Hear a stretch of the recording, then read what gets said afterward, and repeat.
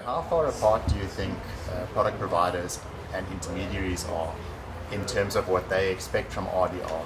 And how does the FSB accommodate their differing requirements or their differing viewpoints on critical components of the eventual solution?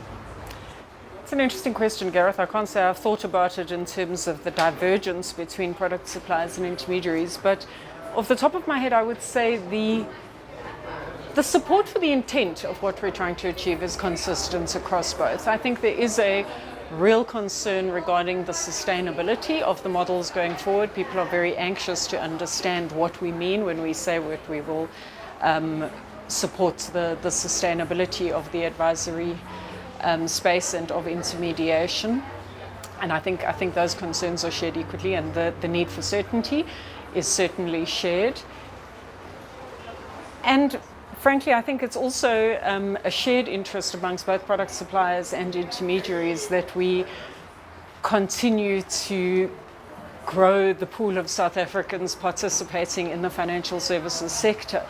So I don't see them as particularly far apart. What we do see is concerns from product suppliers as to the extent of responsibility they might be expected to take for the advice being provided by the channels that they use.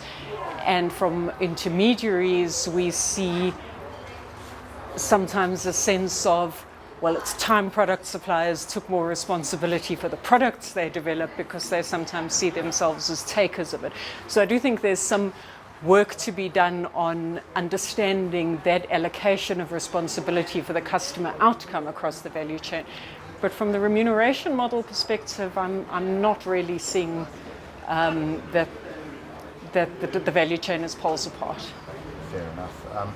In terms of the actual implementation and the process going forward, perhaps you could just give us an idea of when we will see the discussion paper, and then how long after that we will expect to have a comment window, and then eventually you must have sort of a pie in the sky rather, implementation date. It was very difficult. Gareth, to be honest, it really is difficult to say, but the target date for getting the discussion documents out is May. We're conscious that it's a far-reaching set of proposals, so we haven't reached a decision yet on the extent of the consultation time, but I would imagine there'll be a good number of months, a few months. The overall implementation we're looking at for the Twin Peaks model is the start of 2016 to get some of the fundamentals into place. So I think we'd certainly would like to know what we're working to by then, but not necessarily have everything in place. But as I also said in the panel discussion, we are looking at some immediate damage control interventions where we think there are particularly conflicted and problematic structures in place as interim measures.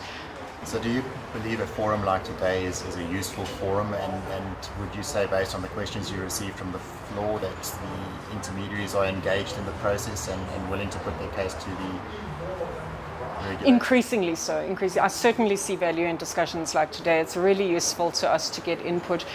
The intermediary and other industry associations like your own are really coming to the party on this by creating these environments and participating in process, but there's still not enough people out there who really feel that they have a voice and an opportunity to talk direct. So I think this is extremely helpful.